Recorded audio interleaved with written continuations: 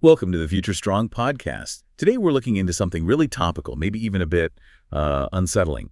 It's about how using AI assistants, things like ChatGPT, affects our brains when we use them for tasks like, say, writing an essay. Yeah, it's a really critical area. These tools are becoming so embedded in everything we do, learning, working.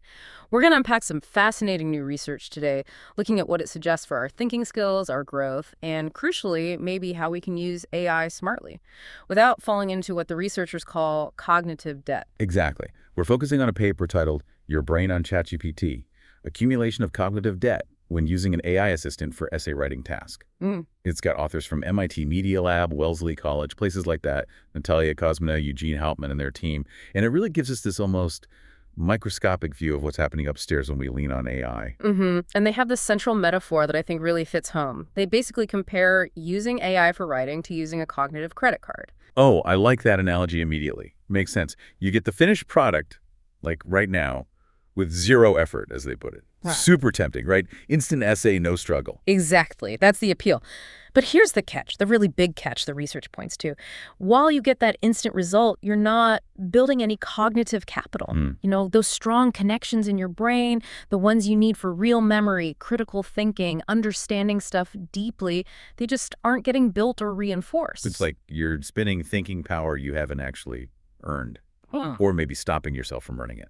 Precisely. And the paper suggests that when that bill comes due, maybe it's an exam, a tricky work situation, anywhere you have to think for yourself without the AI, your brain's kind of left in this state of intellectual deficit. You haven't practiced the skills because the AI did the work. That idea of an intellectual deficit is really striking. Does the research suggest how this shows up, beyond just essay writing? Oh, absolutely. It seems broader. Take learned helplessness. That's one key finding. It sounds a bit scary, but the idea is your brain actually trains itself to just wait for the AI. If you keep using it, your brain learns not to even try solving things on its own first. They described experienced users showing a trained inability to initiate the hard work of thinking when the AI was taken away. Wow. So our brains actually learn to delegate the effort, expecting the AI to step in. That feels like it changes how we approach problems fundamentally. It seems to. And another really startling finding was something they termed knowledge amnesia. The information sort of flows through the brain, but the brain doesn't really hold on to it, like it's not acting as a container. Yeah, I saw that stat, something like 83% of people couldn't recall even one sentence they had just written using the AI. That's staggering. It really is, 83%. It suggests you can produce this polished text, but an hour later you might have no idea what it actually said. And they back this up with brain scans, right? Not just observations. Exactly. They used EEG, electroencephalography, to look directly at brain activity and cognitive load. Real neural evidence. Okay, so the EEG findings, they talked about strongest networks versus weakest connectivity. Can you break that down? What does that mean practically? Sure. So the people who worked brain only, no tools, just their own thinking, showed the strongest, most distributed networks.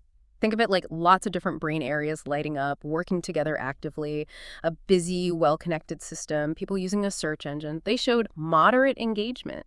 Still thinking, but with some help. Okay. But the LLM users, the ones using the AI like ChatGPT, they showed the weakest connectivity. The researchers basically said cognitive activity scaled down in relation to external tool use. Your brain literally seems to do less work, form fewer connections when the AI is doing the heavy lifting. Practically, that can mean shallower understanding, slower recall later, maybe less ability to tackle new problems creatively down the line. So it's not just a feeling, it's measurable brain activity reduction. Yeah, that's significant. Yeah. But it wasn't just cognitive stuff, was it? The research also mentioned a psychological impact, imposter syndrome. Yes, exactly. That's another key piece. The AI might give you a perfect-looking output, but it seems to strip away the feeling of accomplishment. People reported this profound psychological disconnect from their work, like getting all the credit but feeling none of the pride. Imagine that feeling, putting your name on something, deep down, wasn't really you. That's a heavy emotional cost. It's not just about learning, it's about how you feel about yourself and your abilities. Absolutely. And they saw evidence for this too. Self-reported ownership of the essays. Lowest in the AI group, highest in the brain-only group. And the AI users even struggled to accurately quote their own essays later. They didn't recognize their voice because, well, it wasn't theirs. So this cognitive debt and this psychological disconnect, Are these just short-term effects? The study went on for a few months, right? It did, 4 months. And that makes the findings even more concerning, actually. It indicated that the LLM users consistently underperformed at neural, linguistic, and behavioral levels compared to the other groups over that time. It suggests this isn't just a temporary dip. The cognitive debt seems to accumulate, like intellectual muscle atrophy, maybe. Use it or lose it, applied to thinking. Okay, that sounds honestly pretty grim. A future where we produce lots but understand little. But the paper didn't just leave it there, did it? There was a more positive angle, something about a springboard. Yes, thankfully. That's the really constructive part. They offer this idea of using AI not as a crutch to replace thinking, but as a springboard.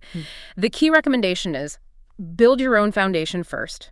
Do the hard work with your own brain. That initial effort, that's your springboard. So grapple with the ideas yourself, form your own arguments, maybe even write a first draft before you bring in the AI. Exactly that. Then, once you have that solid base, you use AI as a powerful catalyst to take your well-bombed ideas further, maybe to a level of polish or complexity that would be really hard starting from scratch. They use the analogy of building the foundation yourself and then using AI to help build the skyscraper on top. It amplifies your thinking. It doesn't replace it. I like that. That makes AI a tool for enhancement, not just outsourcing. It feels much more empowering. And the study actually found evidence for this approach working better. In their last session, they had a brain to LLM group, people who thought first, then used AI. These participants showed higher memory recall and more activity in key brain areas, similar to the search engine users. It suggests a much healthier integration, where your brain is still very much engaged, but you're using the AI effectively as an assistant. Okay, so let's try to wrap this up. The convenience of AI is obvious, we all feel it, but this research really highlights some potentially serious downsides to this cognitive debt if we rely on it too much too soon. And the most important takeaway seems to be about how we use it. Build your intellectual foundation first. Use AI as that springboard to elevate your own solid thinking, not as a way to skip the thinking part altogether. Be the architect. So maybe a good moment for all of us, for you listening, to reflect on how you're using these tools. Are you building that foundation? Are you exercising those cognitive muscles before reaching for the AI credit card? And maybe leave you with this thought to chew on. In a world increasingly driven by AI, what does it really mean to be knowledgeable, to be intellectually independent? If we're constantly outsourcing the basic work of thinking, creating, and remembering, what's the long-term price of that convenience?